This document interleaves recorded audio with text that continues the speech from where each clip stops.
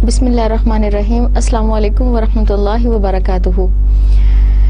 In our last class, lecture 14, we have started discussing the fundamental human rights in Islam, and likewise we have discussed the types of rights which Islam has awarded to some human beings. There are two types of these rights. Number one, the general human rights which Islam has awarded to all the human beings, whether they are attributing any different race, color or generation. And then we have started discussing the rights which Islam has specially awarded to some important or some specific or particular group. In these rights we have discussed the rights of women, and the last right which we have discussed, that was about the rights which Islam has awarded to particular people. And in last class we have discussed the rights of women as to protect his chastity. This is a very important right which Islam has awarded to all the women regarding their respect and protection. And today we are going to discuss the fundamental human rights regarding the second type, the rights which Islam has awarded specially to some human beings, and these are the rights just for them, not for others. So this is our lecture number 15, and in this lecture we will discuss these important main points. Number one, the rights of parents. The rights of parents according to Quran, according to Hadith. The story of three persons: great sin, no paradise for disobedience after the death of parents, an exception when we cannot obey them. And likewise we will discuss the rights of children, which are the reciprocal of the rights or the responsibilities of parents in Quran: right to be fed, clothed and protect, right to educate, psychological needs, equality in parental attitude. First of all, the rights of parents in Islam. The parents, they have a very vital and they have a very important role in building up the children or the nation or the new generation. And Islam recognizes family as a very strong and as a very basic unit of the society. اسلام معاشرے کی بنیاد ایک گھر سے شروع کرتا ہے، چنانچہ اسلام گھر کو بہت زیادہ اہمیت دیتا ہے. اور جہاں اسلام ہسبینڈ اور وائف کے ریلیشن شپ کو بہت زیادہ اہمیت دیتا ہے، اس کے ساتھ ساتھ اسلام والدین کے حقوق اور ان کی ذمہ داریوں پر بھی بہت زیادہ روشنی ڈالتا ہے اور ان سے روشناس کراتا ہے. And this is very important. Why? Because the social stability of the society, and number two, to maintain the basic unit of society, that is the home. So if there is some confusion or if there is some disturbance in the very basic unit of the society, the whole society will feel disturbed. And the impact of this disturbance will remain, and it will be shown off on all the aspects of the society. اگر بچے کی تربیت گھر سے ہی نہیں صحیح ہوگی یا گھر میں ہی اس کی تربیت میں کچھ کمی ہوگی، تو یہ اس کی جو شخصیت پر اس کے جو اثرات ہوں گے، اس کے زندگی کے تمام پہلوؤں میں جہاں جہاں وہ جو کردار ادا کرتا ہے اس میں اس کا اثر نظر آئے گا.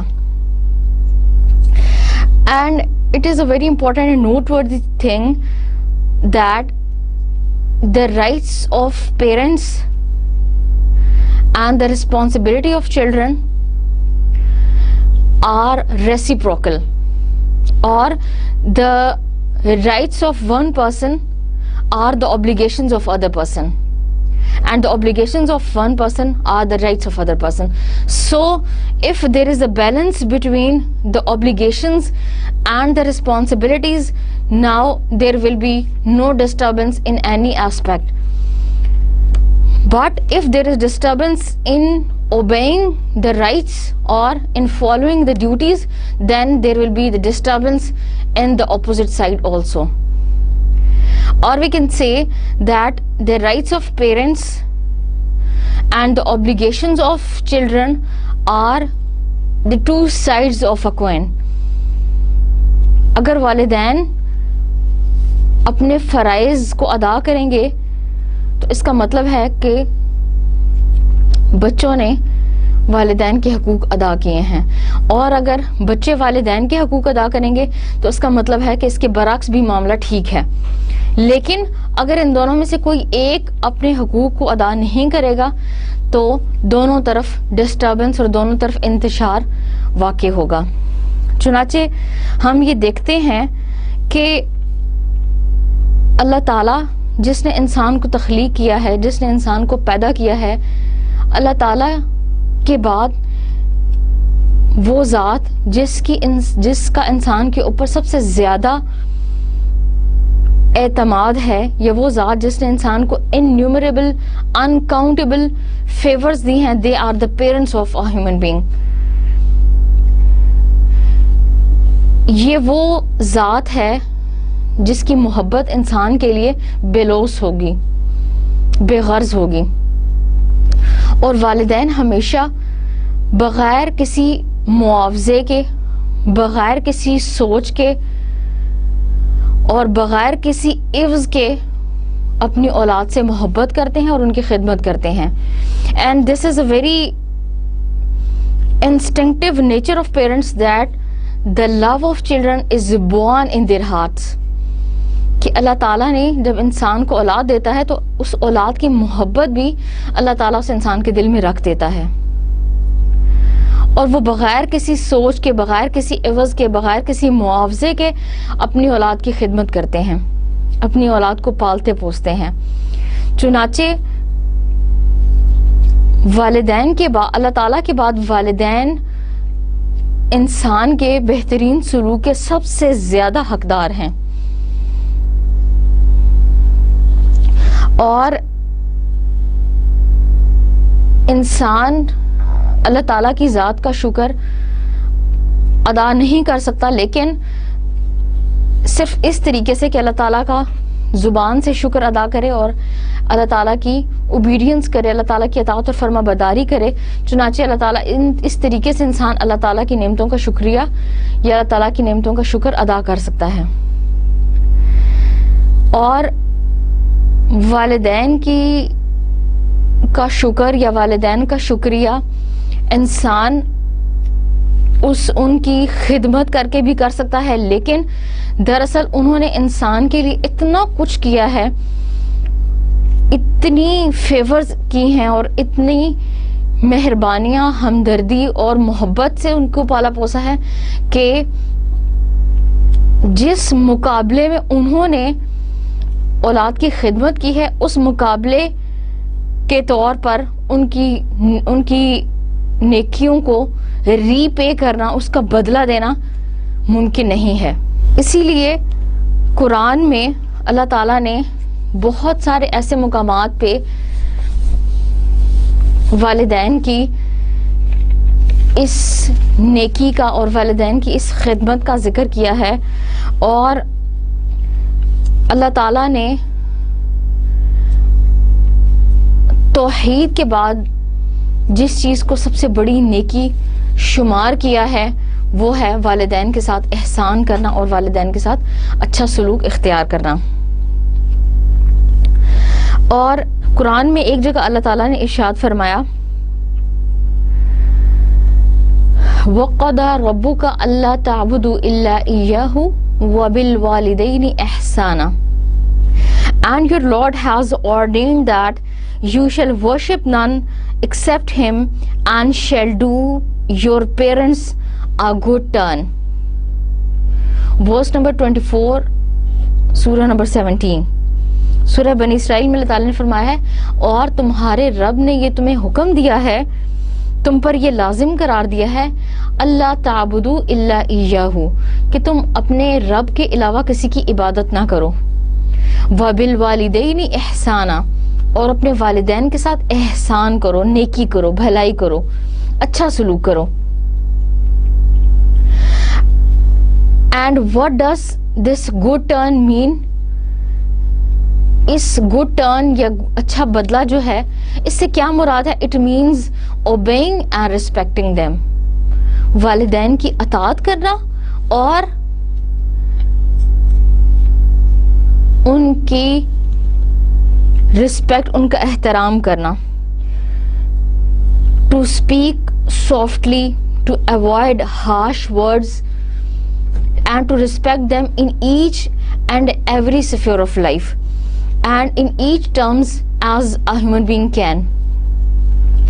In another place Allah subhanahu wa ta'ala says, Allah has ordained for you that you worship none but him and to be kind to our parents, and if anyone or both of them reach old age, do not say a word of contentment or repel them, but address them with honor and speak to them with kindness, and lower your wing of humility and pray to Allah.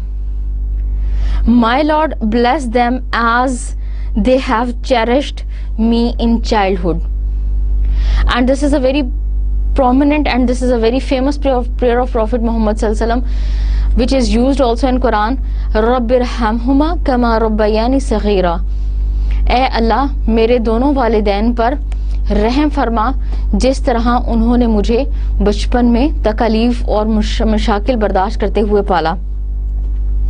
اور اس آیت میں بھی اللہ تعالیٰ یہی فرما رہے ہیں کہ اللہ تعالیٰ نے انسان کو یہ حکم دیا ہے کہ وہ اللہ کے علاوہ کسی کی عبادت نہ کرے اور اپنے والدین کے ساتھ نیکی اور ہمدردی اور مہربانی کا سلوک کرے, اور اگر ان دونوں میں سے کوئی ایک یا دونوں بڑھاپے کی عمر کو پہنچ جائیں تو ان کے ساتھ بہترین سلوک کرے, اور اپنے کندھے کو ان کی خدمت کے لیے جھکائے رکھے, اور ان کے ساتھ احترام اور نرمی کے الفاظ سے بلائے, اور ان کے لیے یہ دعا کرے کہ اے اللہ, او مائی lord bless them as they have cherished me in childhood, اور اے میرے رب ان پر رحم فرما جس طرح انہوں نے بچپن میں مشاکل اور تکلیف برداشت کرتے ہوئے مجھے پالا. This is verse number 28 and 29, سورہ نمبر 17, سورہ بنی اسرائیل. In another verse of Surah An-Nisa, Allah subhanahu wa ta'ala says, respect the womb that bore you. اس رحم مادر کی قدر کرو جس نے تمہیں پالا ہے. This is verse number 1, Surah number 4. In another place in Surah Al-An'am, Allah subhanahu wa ta'ala says, you have to be kind to your parents. تمہیں اپنے والدین کے ساتھ مہربان اور نیک دل ہی ہونا چاہیے. In another place in Surah Al-Luqman, Allah subhanahu wa ta'ala says, we have enjoined on the human beings to be kind to his parents. اور ہم نے انسان کے لیے یہ لازم قرار دیا ہے کہ وہ اپنے والدین کے ساتھ اچھا سلوک کرے. In travail upon travail did their mother bore them. مشکل اور کمزوری پر کمزوری برداشت کرتے ہوئے اس کی ماں نے اس کو پیدا کیا. And in years twain was their weaning. اور 2 سال تک اس کی ماں نے اس کو دودھ پلایا. This is verse number 14, Surah number 31, Surah Luqman.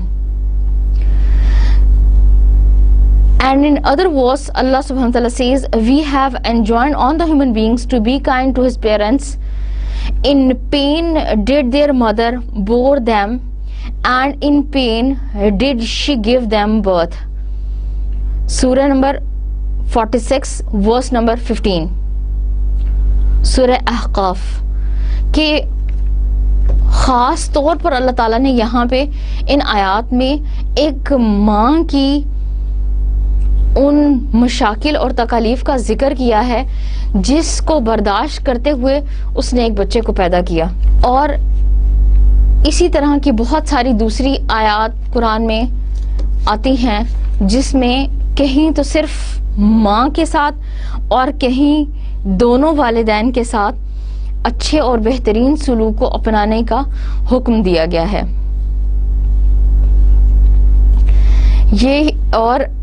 یہی وجہ ہے کہ اسلام نے اس ماں کے درجے کو اتنا بلند کیا ہے جس نے اتنی تکالیف اور مشاکل پیدا کرنے کے بعد ایک بچے کو جنم دیا اور اس کے بعد صبح و شام دن رات اس بچے کی پرورش کی, اس کی تربیت کی اور اس کے بعد اس کو کسی مقام تک پہنچایا. چنانچہ اسلام کی روح سے یا دین کی روح سے ہم یہ کہہ سکتے ہیں کہ ایک انسان کبھی بھی والدین اور خاص طور پہ ماں کہ وہ حقوق ادا نہیں کر سکتا جس حقوق کو اس کو ادا کرنا چاہیے, لیکن اگر وہ اس کی رسپیکٹ کرتا ہے, اس کا احترام کرتا ہے اور دونوں میں سے کوئی ایک یا دونوں بڑھاپے کی حالت میں اسے ملیں اور پھر ان کی خدمت کے ذریعے وہ جنت حاصل کر لے تو اس کے لیے یہ ایک بہت بڑی نعمت ہے, ایک بہت بڑا اکرام ہے. لیکن وہ ان نیکیوں کا, ان بھلائیوں کا, ان خدمتوں کا بدلہ نہیں دے سکتا جس کو اس کے والدین نے اس کے لیے قربان کیا. And according to hadith, there are different ahadith in which Prophet Muslim has mentioned the status of parents in Islam.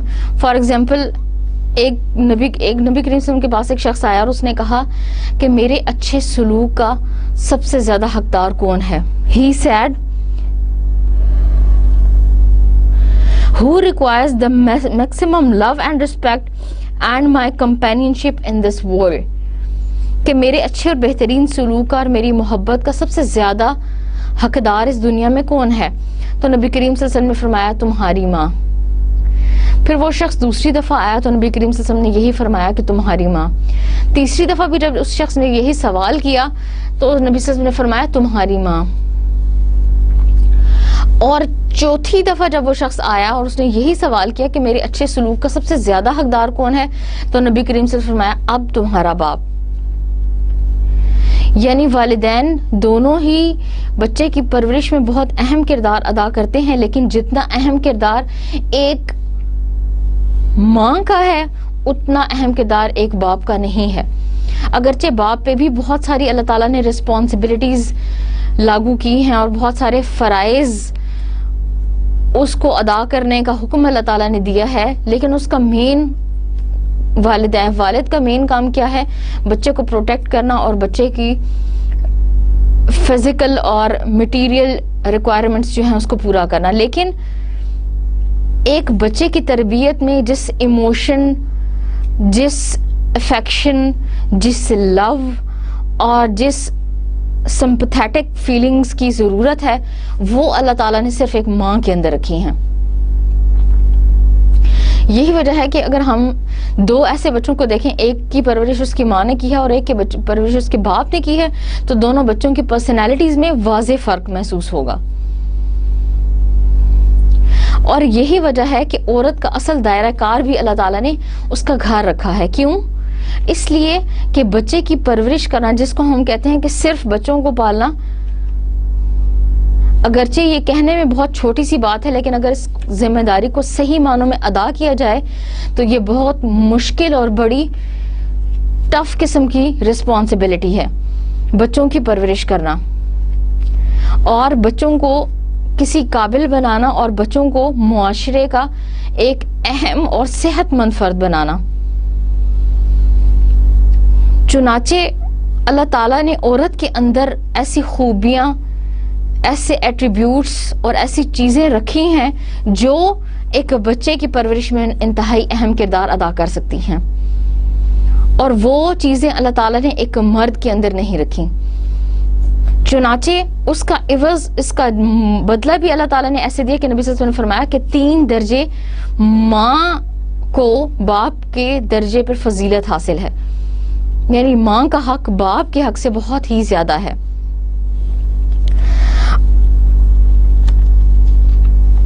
اور اسی طرح بہت ساری دوسری احادیث بھی ہمیں ملتی ہیں جس میں نبی کریم صلی اللہ علیہ وسلم نے والدین اور خاص طور پر ماں کے ساتھ اچھا سلوک کرنے کا حکم دیا ہے. اور اسی طرح ایک مشہور سینگ بھی ہے کہ ماں کے قدموں کے نیچے جنت ہے. چنانچہ ہمیں والدین چاہے وہ ماں ہو اور چاہے وہ باپ ہو، دونوں ہی کی طرف حسن سلوک سے کام لینا چاہیے. اسٹوری آف 3 persons، 3 لوگوں کی مشہور ایک کہانی ہے جو بہت ساری کتابوں میں ذکر کی گئی ہے کہ 3 انسان تھے، وہ کسی جگہ سے گزر رہے تھے، یہاں تک کہ راستے میں انہیں بہت ساری مشاکل پیش آئیں اور بارش اور آندھی اور طوفان شروع ہو گیا، یہاں تک کہ انہیں اس سے بچنے کے لیے کسی غار میں پناہ لینی پڑی. اور جیسے ہی وہ اس غار میں گئے، غار کے منہ پر ایک بڑا سا مٹی اور پتھر کا تودا آ کے گرا، جس کی وجہ سے غار کا منہ بند ہو گیا. اب تینوں لوگوں نے بہت کوشش کی اور بہت محنت کی کہ وہ اس غار سے باہر نکل سکیں، اور غار سے باہر نکلنے کے لیے انہوں نے اپنی بھرپور کوشش کے ساتھ ساتھ اس پتھر کو سرکانے کی بھی کوشش کی، لیکن سب بے سود ثابت ہوا. یہاں تک کہ ہر تینوں انسانوں نے یہ فیصلہ کیا کہ وہ اپنی کسی ایک ایسی نیکی کا ذکر کرتے ہیں جس کی وجہ سے اللہ تعالیٰ ان کے لیے اس غار سے نجات کا کوئی رستہ بنا دے. چنانچہ سب لوگوں نے ایک نیکی کا ذکر کیا، اور اس میں سب سے اہم جو شخص تھا جس نے اپنی نیکی کا ذکر کیا، اس نے یہ بتایا کہ میں ایک چراواہا ہوں اور میں دن بھر بکریاں چراتا ہوں اور رات کو اپنے گھر جاتا ہوں. اور ایک دن ایسا ہوا کہ میری ماں نے میرے سے دودھ کا گلاس مانگا، اور میں اس بات کا عادی تھا کہ جب بھی بکریاں گھر لے کے جاتا، سب سے پہلے اپنی ماں کو دودھ دیتا اور اپنے باپ کو، اور اس کے بعد اپنے بچوں کو دیتا. چنانچہ ایک دن میری ماں نے مجھ سے دودھ مانگا اور میں نے اسے دودھ دینا چاہا، یہاں تک کہ اس کو دودھ پیش کرنے سے پہلے میری والدہ سو گئیں. اور چونکہ وہ بہت بوڑھی تھیں، اس لیے میں نے یہ سوچا کہ ایسا نہ ہو کہ میرے جگانے سے یہ ان کی نیند میں کوئی خلل پیدا ہو. چنانچہ میں نے اپنے والدہ کو جگانا مناسب نہیں سمجھا، اور ساری رات اس خیال سے ان کے سرہانے کھڑا رہا کہ شاید وہ اب دودھ کا گلاس مانگ لیں. چنانچہ جب یہ ذکر کیا جاتا ہے کتابوں میں کہ جب انہوں نے اس بندے نے اپنی اس نیکی کا ذکر کیا تو اللہ تعالیٰ نے تھوڑا اس غار کے دھانے سے پتھر کو سرکانا شروع کیا، یہاں تک کہ وہ پتھر مکمل طور پر ہٹ گیا. چنانچہ اس سے ہمیں یہ سبق حاصل ہوتا ہے کہ ہر وہ کام، ہر وہ نیکی، اور خاص طور پر والدین کے ساتھ اچھا سلوک اگر انسان صرف اس نیت سے کرے گا کہ اللہ تعالیٰ اس کو اجر دیں، اور اللہ تعالیٰ کو راضی کرنے کے لیے انسان والدین کے ساتھ اچھا سلوک کرے گا، تو اللہ تعالیٰ انسان کو اس کا اجر ضرور دیں گے، اور یقیناً اس میں انسان کے لیے بھلائی اور بہتری ہے. گریٹ سن، اللہ تعالیٰ نے قرآن میں شرک کے بعد، اللہ تعالیٰ کے ساتھ شریک ٹھہرانے کے بعد جس گناہ کو سب سے بڑا گناہ کہا ہے وہ ہے والدین کی نافرمانی. اور اس گناہ کو اللہ تعالیٰ نے صرف بڑا گناہ نہیں شمار کیا، بلکہ اللہ تعالیٰ نے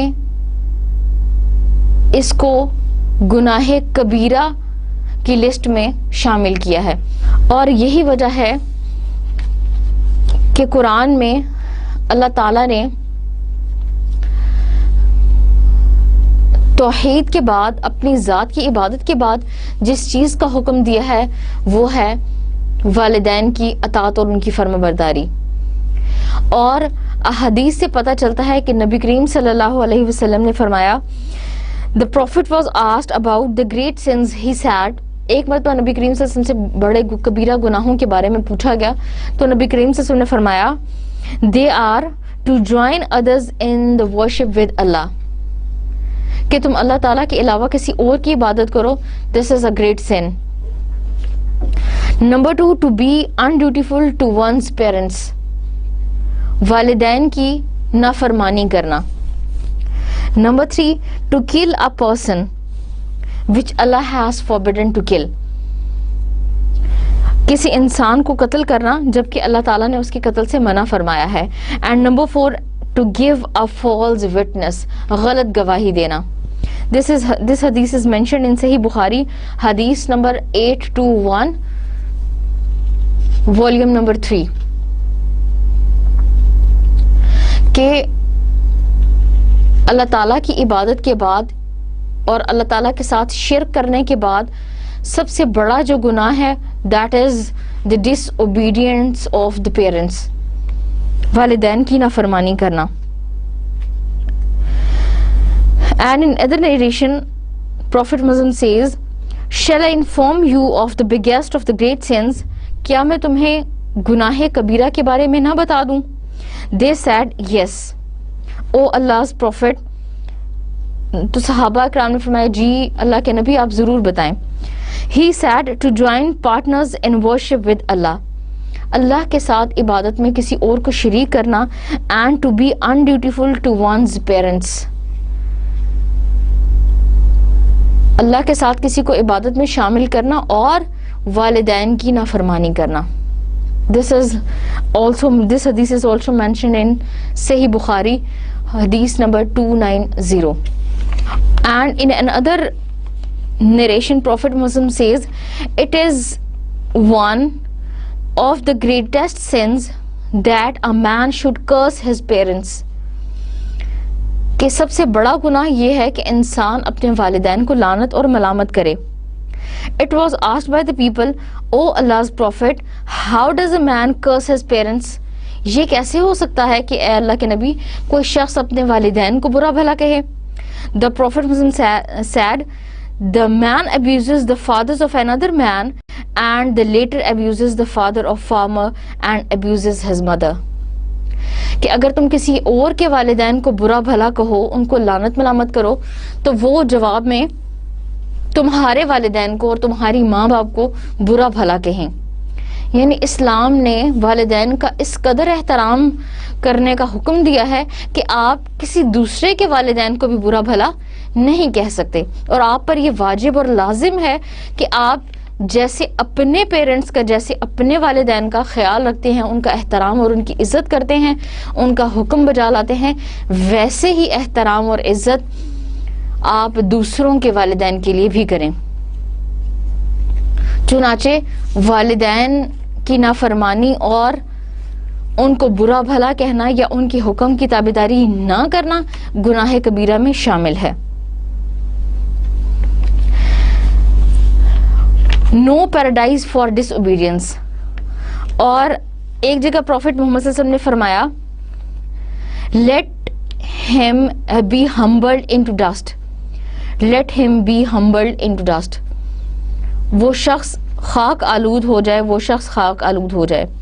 it was said Allah's messenger who is he کہ کون شخص ایسا ہے جو خاک آلود ہو جائے.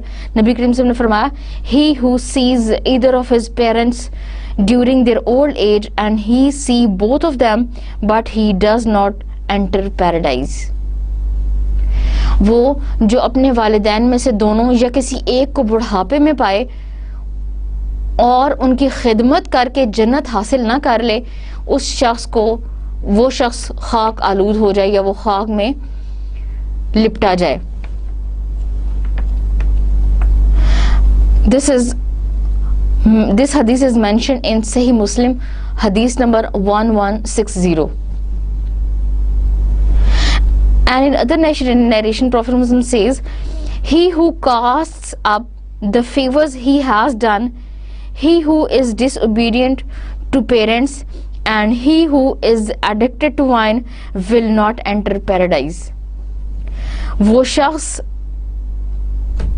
جو دین کے معاملے میں شکوک و شبہات کا شکار ہو، والدین کی نافرمانی کرے اور شراب کا عادی ہو، he will not enter in the paradise. یہ تین قسم کے وہ لوگ ہیں جن کے لیے جنت میں کوئی حصہ نہیں ہے.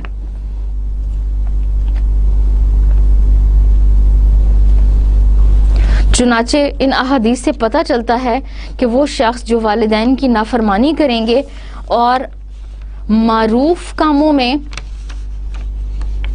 ان کے حکم کی تابعداری نہیں کریں گے تو اللہ تعالیٰ نے ان کے لیے جنت میں کوئی حصہ نہیں رکھا. And after death this behavior of the children, it is not for the parents just in their life, but the parents demand good and respectable and a favorable attitude from children even after their death.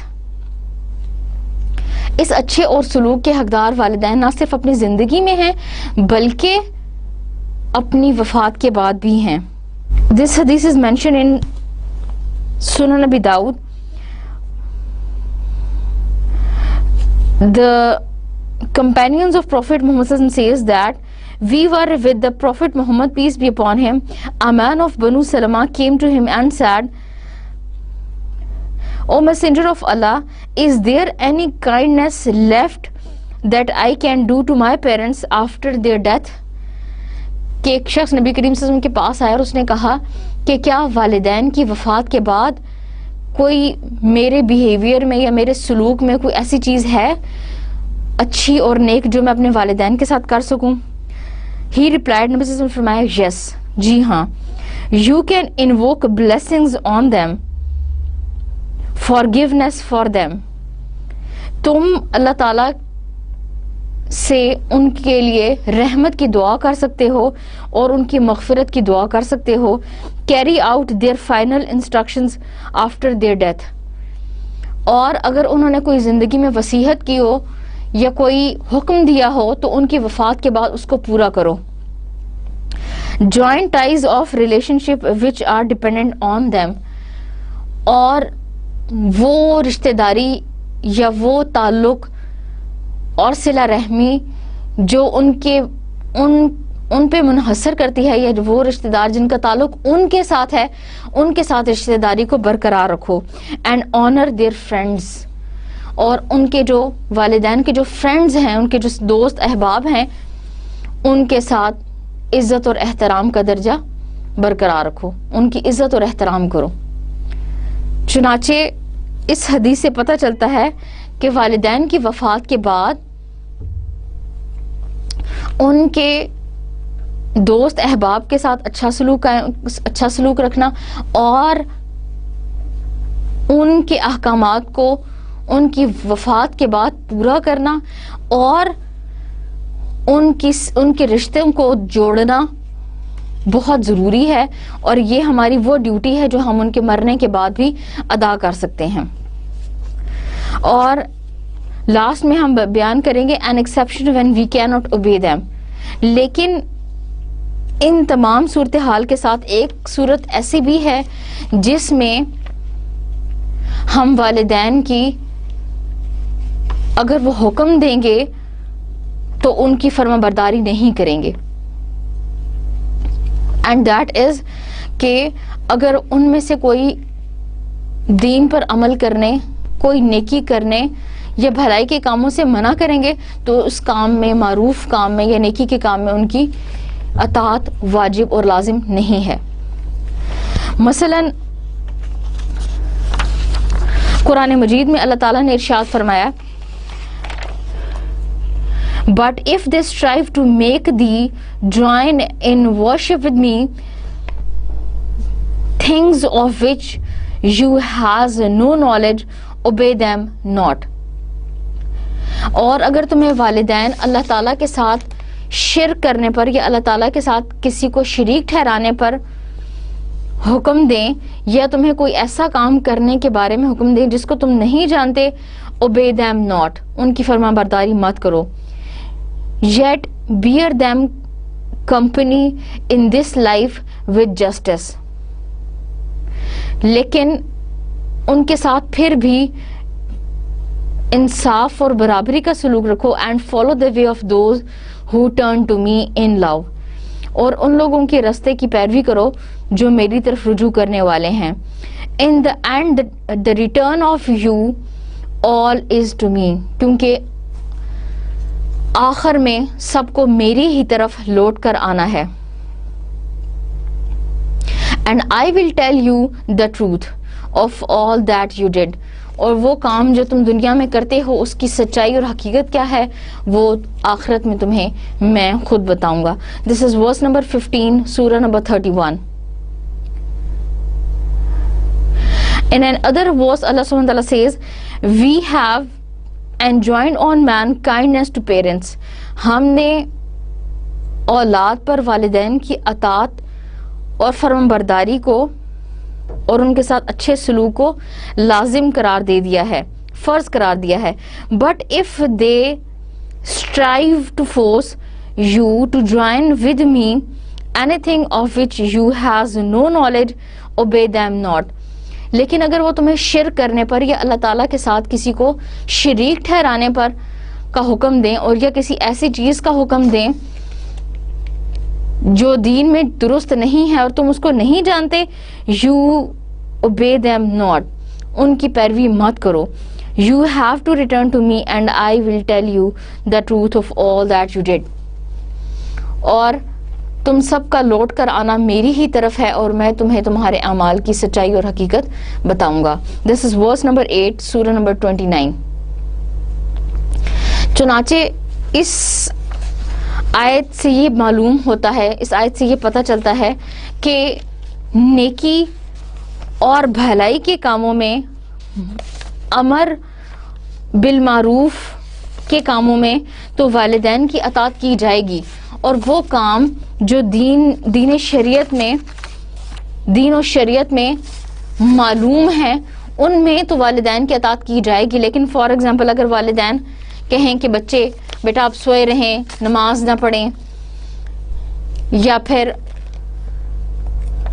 کوئی ایسا کام کرنے کا حکم دیں جو اسلام میں نہیں ہے, یہ اسلام میں جائز نہیں ہے, کوئی بھی ایسا کام, کوئی بھی ایسا حکم جو والدین دیں اس کی اطاعت اور فرمانبرداری ہم پر لازم نہیں ہے, کیونکہ اسلام کا ایک جنرل اور ایک کامن رول ہے.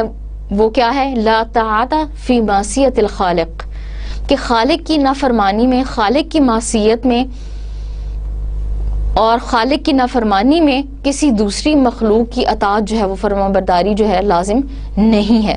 چنانچہ جب اللہ تعالیٰ کی اطاعت کی جائے گی اور معروف کاموں میں والدین کی بھی اطاعت کی جائے گی, لیکن معروف کاموں میں اور نیکی کے کاموں میں اگر والدین منع کریں تو ان کی اطاعت اور فرمانبرداری لازم نہیں ہے. اس کے بعد ہم پڑھیں گے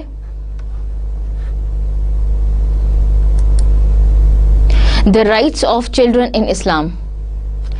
This is in fact the second side of a coin. Rights of parents are in fact the obligations of children, and the obligations of parents are the rights of children. والدین کے حقوق اولاد کے فرائض ہیں اور اولاد کے فرائض والدین کے حقوق ہیں.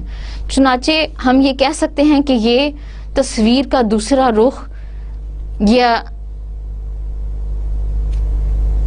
تصویر کا دوسرا پہلو ہے کہ جو والدین کے حقوق ہیں وہ اولاد کے فرائض ہیں. نمبر 1 اور سب سے امپورٹنٹ چیز, what are the children? The children are, the word children stands for the entitled to indisputable rights of rearing represents in promoting their religious orientations and ethical approach in order to be armed with both merits. Children کا جو word ہے وہ تمام اولاد کے لیے استعمال ہوتا ہے، اور جن کا والدین کے ساتھ خونی رشتہ ہے، چاہے وہ بیٹے ہوں اور چاہے بیٹیاں ہوں، چلڈرن کا لفظ ان دونوں کو شامل کرتا ہے. اور نبی کریم صلی اللہ علیہ وسلم نے فرمایا every one of you is the protector and guardian and responsible for your wards and things under your care. کہ تم میں سے ہر کوئی نگران ہے اور ہر کوئی محافظ ہے ان چیزوں کا جو اس کی نگرانی میں دی گئی ہیں. And a man is a guardian of his family members. اور ایک آدمی جو ہے وہ اپنے فیملی ممبرز کا نگران ہے. And is accountable for those placed under his charge. اور وہ لوگ جو اس کی رعیت میں ہیں، جو اس کی نگرانی میں ہیں، ان کا ذمہ دار ہے.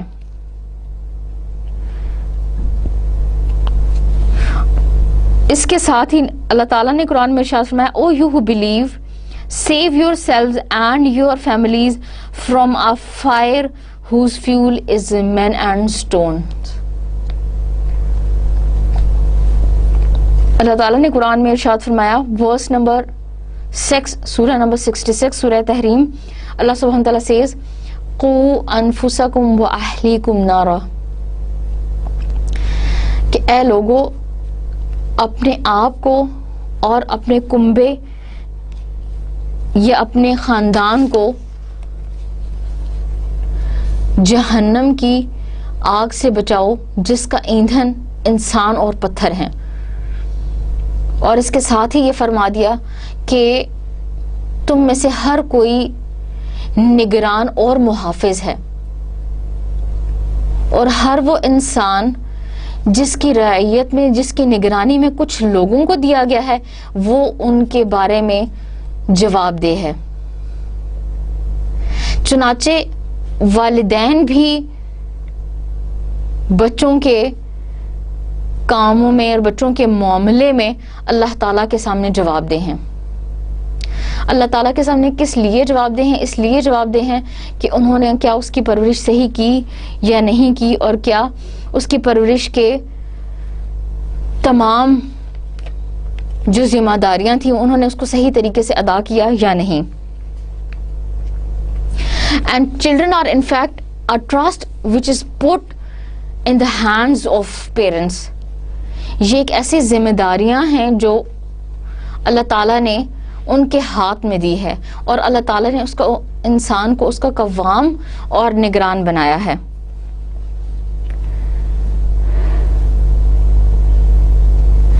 اللہ سبحانہ وتعالی says in another verse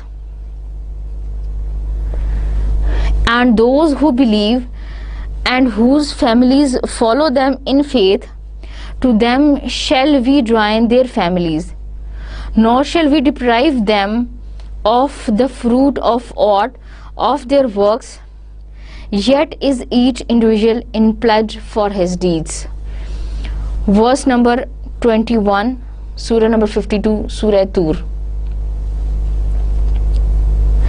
اللہ سبحانہ تعالیٰ کہتے ہیں کہ ہر انسان جو ہے وہ جو چیز اس کی نگرانی میں دی گئی ہے اس کی وجہ سے اور اس کے اعمال کی وجہ سے اور وہ کام جو وہ کرتے ہیں اس کے جواب کے سلسلے میں اللہ تعالیٰ ان سے قیامت کے دن سوال کرے گا.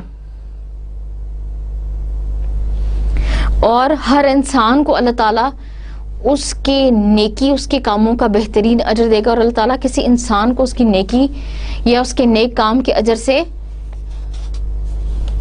قاصر نہیں رکھے گا. یعنی اللہ تعالیٰ ہر انسان کو اس کے اعمال کا بدلہ جو ہے وہ پورا دے گا. And it is mentioned in the Holy Quran, Allah subhanahu wa ta'ala says, and those who believe and whose families follow them in faith, to them shall we join their families, nor shall we deprive them of the fruit of aught of their works, yet is each individual in pledge for his deeds. Verse number 21, surah number 52.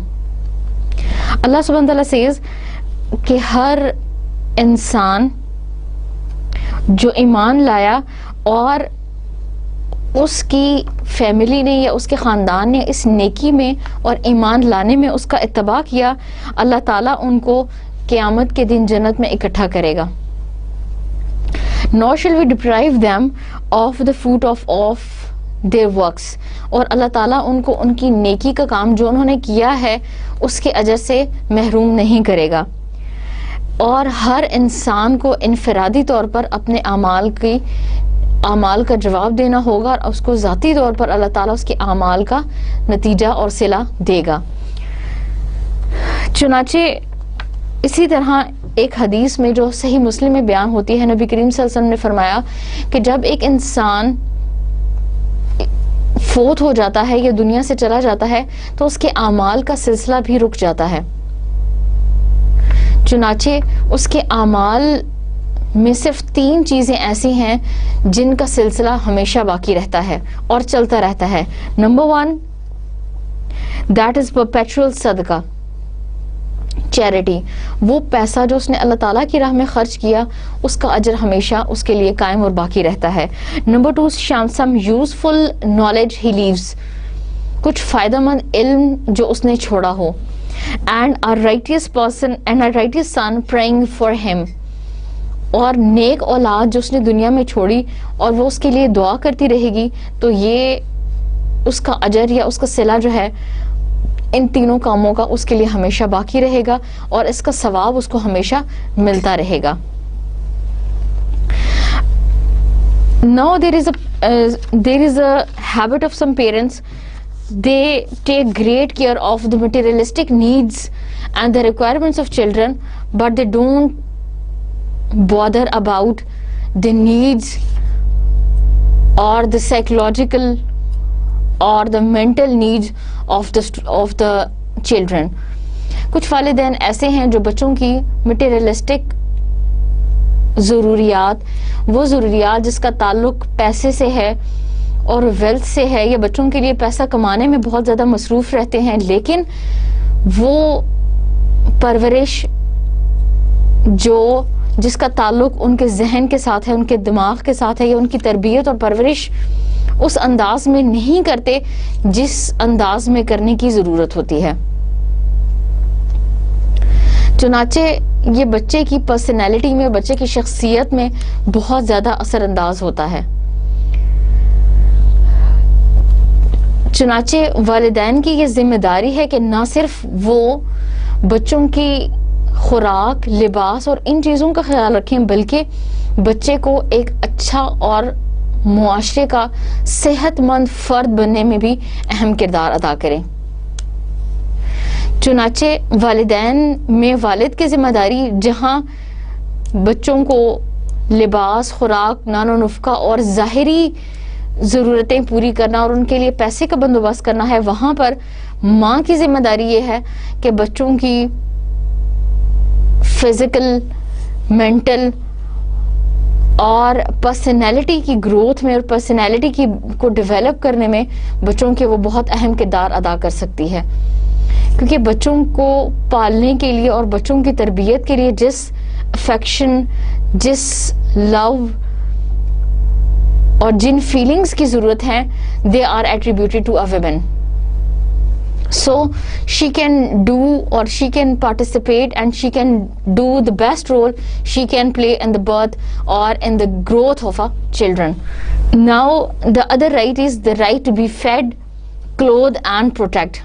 Fed means بچوں کو کھانا کھلانا، بچوں کی جسمانی پرورش کرنا یہاں تک کہ وہ بڑے ہو جائیں، یہ والدین کی ذمہ داری ہے اور خاص طور پر والد کی ذمہ داری ہے. اور ان کاموں میں ماں بچے کو یا بچوں کو دونوں کو یا پھر گھر والوں کو وہ ضروریات فراہم کر سکتی ہے جو بہت ضروری ہیں. اور کلوتھ کا مطلب ہے بچوں کی لباس کا اور ہر وہ ضرورت جس کا تعلق ان کی ظاہری پرورش سے ہے اس کو پورا کرے. And the word protect means protection against physical as well as moral and intellectual harms. وہ چیزیں جو بچے کو کسی طرح سے بھی نقصان پہنچا سکتی ہیں, چاہے اس کا تعلق بچے کی ذات سے ہو, بچے کے دماغ سے ہو, بچے کے فزیکل نیڈ سے ہو, ان سے حفاظت کرنا والدین کی ذمہ داری ہے. And this is the responsibility of the parents to see the mental, physical, parental growth of children in all the fields. Some people think that the love is not a very good thing in the growth of children. کہ بچوں کی پرورش میں محبت یا پیار یا ہمدردی اگر زیادہ ہو تو وہ ایک اہم کردار ادا نہیں کر سکتی, بلکہ اس کے مقابلے میں اگر بچوں کے ساتھ تھوڑا سا اسٹرکٹ رویہ رکھا جائے تو وہ بچوں کی تربیت میں اہم کردار ادا کر سکتا ہے. But this is not the right thing. لیکن یہ درست نہیں ہے اس ایسپیکٹ سے, کیونکہ جو کام جو مقصد آپ محبت کے ذریعے بچوں کے ذریعے, بچوں پہ افیکشن شفقت کے ذریعے, اور جو چیز آپ ایک اچھی پرورش کے ذریعے اور محبت کے ذریعے ان سے کروا سکتے ہیں, جو پرورش کر سکتے ہیں, وہ اسٹرکٹنس اور یا پھر مار اور ڈانٹ ڈپٹ سے نہیں ہو سکتی. چنانچہ والدین کا بیہیویئر ماڈریشن پہ مبنی ہونا چاہیے, جو لو, افیکشن اور لینینسی کے درمیان ہو. نہ تو بہت زیادہ اسٹرکٹنس ہو, اتنی اسٹرکٹنس کہ بچے والدین کے ساتھ ایک فرینڈلی ماحول میں نہ رہ سکیں اور اپنی کوئی بات شیئر نہ کر سکیں اور اپنے خیالات اور اپنی سوچ کا اظہار ہی نہ کر سکیں, اور نہ ہی اتنا لینینٹ ہونا چاہیے کہ بچے والدین کی کوئی پرواہ ہی نہ کریں, بچے والدین کو کچھ ہی نہ سمجھیں اور اپنے انٹرنل معاملات میں یا وہ معاملات جو ان کی ذاتی نوعیت کے ہیں ان سے والدین کو آگاہ ہی نہ کریں. چنانچہ والدین کا بیہیویئر, ان کا سلوک ان دونوں کے درمیانی راستے میں ہونا چاہیے. Then another right of children is the right to education. Education doesn't mean only the bookish knowledge. اس سے مراد صرف bookish knowledge نہیں ہے, یا ہم یہ کہیں کہ اس سے مراد یہ ہے کہ بچوں کو اچھی تربیت کرنا, بچوں کو اسکول, کالجز اور یونیورسٹیز میں بھیجنا تاکہ وہ دنیاوی تعلیم بھی حاصل کریں, لیکن اس کے ساتھ ساتھ اصل مقصد یہ ہے کہ وہ دین کے بارے میں بھی علم رکھنے والے ہوں, دین کے معاملات کو جاننے والے ہوں اور دین کے مطابق عمل کرنے والے بھی ہوں. چنانچہ ایجوکیشن کا تعلق نہ صرف بکش نالج سے ہے بلکہ ان کی اخلاقیات, ان کے کردار اور مورل اور ایتھیکل ویلیوز کے ساتھ بھی ہے. چنانچہ یہ والدین کی ذمہ داری ہے کہ بچوں کو نہ صرف ظاہری تعلیم دیں اور بچوں کو نہ صرف وہ ایجوکیشن دیں جس کا تعلق دنیا سے ہے, بلکہ وہ ایجوکیشن بھی دیں جن کا تعلق ان کی آخرت کے ساتھ ہے, جن کا تعلق ان کے ریلیجن کے ساتھ ہے, اور دین کے بارے میں بھی انہیں صحیح معلومات فراہم کریں تاکہ وہ بچے دین پر عمل کر کے ایک اچھے انسان بن سکیں. کیونکہ ہم یہ کہہ سکتے ہیں کہ نالج تو چلیں, دنیا کا نالج تو پھر یہی رہ جائے گا, لیکن جس چیز کا تعلق بچوں کی دائمی کامیابی کے ساتھ ہے, بچوں کی ایور لاسٹنگ سکسیس کے ساتھ ہے, that relates to the religion. اور اگر ایک بچہ اچھا انجینئر ہے اور ایک اچھا ڈاکٹر تو بن گیا ہے, لیکن he is uneducated about his religion, he doesn't know about his religion, تو اس کے ظاہری نالج کا فائدہ ہو سکتا ہے, وہ اچھا گھر بنا لے, اس کو ظاہری فوائد بہت سارے ہو جائیں, لیکن ایور لاسٹنگ سکسیس وہ نہیں لے سکتا جب تک اس کو ریلیجن کا نالج نہیں ہوگا اور اس کی ریلیجیس گروتھ نہیں ہوئی ہوگی. چنانچہ ایجوکیشن کا تعلق ظاہری نالج سے بھی ہے اور اس نالج سے بھی ہے کہ بچے کی گروتھ اس انداز میں کی جائے کہ وہ دین کو صحیح معنی میں جاننے والا اور دین پر عمل کرنے والا انسان بن سکے. جیسا اور ایک حدیث میں نبی کریم صلی اللہ علیہ وسلم نے فرمایا, جیسا کہ ہم سب جانتے ہیں کہ علم حاصل کرنا, اسلام نے اس پر اتنا زیادہ زور دیا ہے کہ اس میں عورت اور مرد کو برابر قرار دیا ہے کہ علم حاصل کرنا مرد اور عورت دونوں پر فرض ہے, دونوں پر لازم ہے. اور اسی طرح نبی کریم صلی اللہ علیہ وسلم نے فرمایا, He who provides good upbringing to 3 daughters shall go to paradise. A man asked, what if one has only 2 daughters? He also shall go to the paradise. Another man asked, and what if one has only 1 daughter? He too replied, the Prophet Muhammad, he too. Prophet replied, he too. کہ ایک شخص نبی صلی اللہ علیہ وسلم کے پاس آیا, اس نے کہا, نبی صلی اللہ علیہ وسلم نے کہا کہ جو شخص 3 بیٹیوں کی پرورش کرے گا اور ان کو اچھی تربیت کرے گا تو اللہ تعالیٰ اس کو جنت میں داخل کرے گا.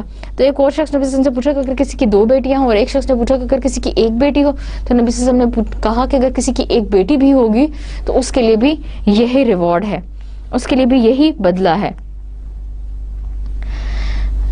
چنانچہ بچوں کی تعلیم و تربیت کرنا, دین کی تعلیم دینا, یہاں تک کہ وہ دین پر اچھے عمل کرنے والے بن جائیں اور دین کے مطابق زندگی گزارنے والے بن جائیں, یہ ایک والدین کی ذمہ داری ہے.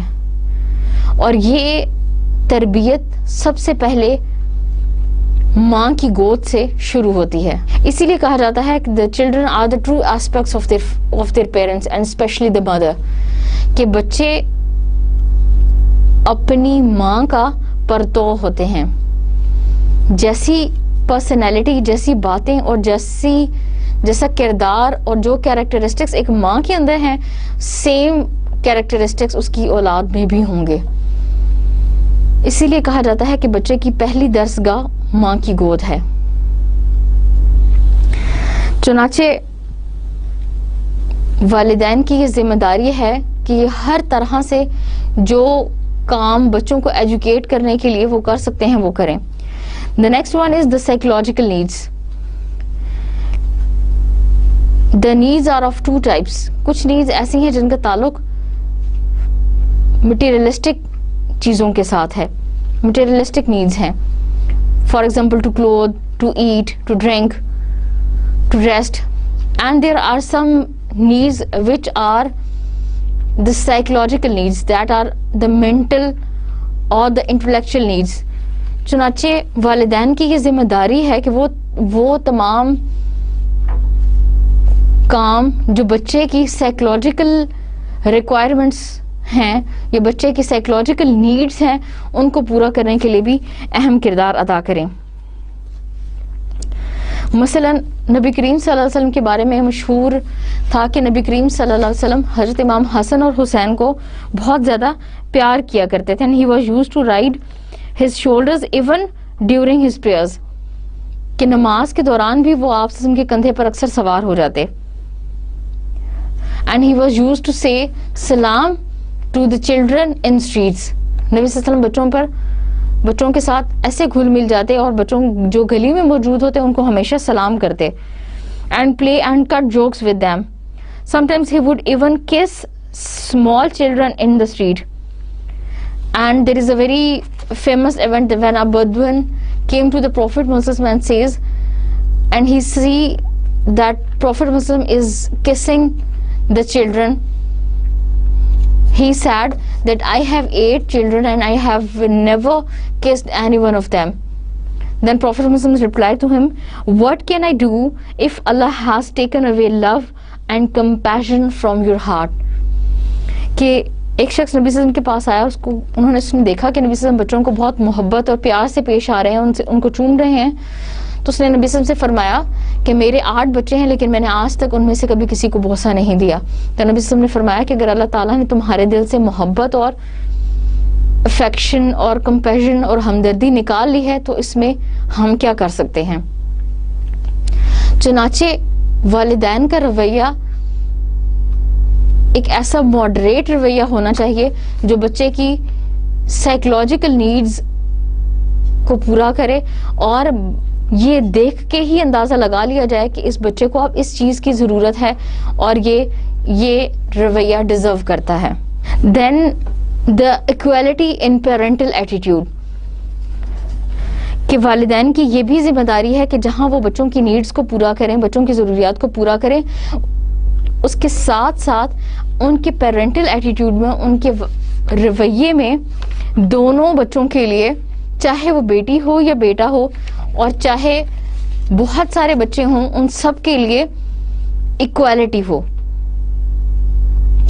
ایسا نہ ہو کہ کسی ایک کی طرف افیکشن زیادہ ہو، کسی ایک کی طرف افیکشن کم ہو، کسی ایک کی طرف لینینسی کم ہو اور کسی ایک کی طرف لینینسی زیادہ ہو. فار ایگزامپل حدیث میں بیان ہوتا ہے کہ ایک مرتبہ نعمان بن بشیر نبی کریم صلی اللہ علیہ وسلم کے پاس آئے اور ان سے کہا that I have given this son of mine a slave. Noman بن بشیر کے فادر نبی کریم صلی اللہ علیہ وسلم کے پاس آئے اور ان سے کہا کہ میں نے نعمان کو اپنے بچوں میں سے ایک خاص طور پر ایک سلیو دیا ہے، یعنی ایک نوکر دیا ہے جو اس کی خدمت کرے، اس کی مدد کرے اور اس کی ضروریات میں اس کا ساتھ دے. The Prophet said, have you given all your sons the like؟ کیا تم نے اپنے تمام بیٹوں کو ایسی ہی سہولت فراہم کی ہے، یعنی تمام لوگوں کو ایک ایک غلام دیا ہے؟ He replied in negative. اس نے کہا نہیں. تو نبی کریم صلی اللہ علیہ وسلم نے فرمایا ٹیک بیک یور گفٹ دین، پھر یہ جو گفٹ تم نے اپنے اس بیٹے کو دیا ہے، یہ جو اس کو خاص نوکر دیا ہے، وہ اس سے بھی لے لو، کیونکہ اس سے ایکویلٹی ان بیہیویئر نہیں رہے گی کہ اگر اس کو ایک نوکر دیا ہے تو تمام کو دیا جائے، اور اگر باقیوں کو نہیں دے سکتے تو اس سے بھی واپس لے لو. چنانچہ وہ لوگ جو اپنے بچوں کے ساتھ بیہیویئر میں انجسٹس رکھتے ہیں، نبی صلی اللہ علیہ وسلم نے اس کو ظلم کے ساتھ تعبیر کیا ہے، اور ظلم جو ہے وہ اسلام میں حرام ہے. چنانچہ انجسٹس اور پریفرنس چاہے وہ کسی بھی معنی میں بچے کو دی جائے، دیٹ از ناٹ گڈ. وہ والدین کے انجسٹ بیہیویئر کی روشن مثال ہے کہ بچوں کی طرف والدین کا بیہیویئر ٹھیک نہیں ہے. چنانچہ والدین کے حقوق، بچوں کے فرائض اور بچوں کے فرائض اور والدین کے حقوق پر اسلام نے بہت زور دیا ہے، اور بچوں کو بھی جا بجا یہ حکم دیا گیا ہے کہ وہ والدین کے ساتھ اچھا سلوک کریں، اور والدین کو بھی یہ حکم دیا گیا ہے کہ وہ اپنے بیہیویئر، اپنے ایٹیٹیوڈ میں اور اپنی افیکشن میں کچھ ایسا نہ کریں جس کی وجہ سے بچوں کے ایٹیٹیوڈ میں یا بچوں کی زندگی میں کچھ نیگیٹو ایسپیکٹ پیدا ہو، بلکہ ان کے درمیان ہمیشہ افیکشن اور ایک بہترین تعلق برقرار رکھیں. یہ تو تھا ہمارا آج کا لیکچر. انشاءاللہ نئی کلاس میں نئے لیکچر کے ساتھ حاضر ہوں گے. السلام علیکم ورحمۃ اللہ وبرکاتہ.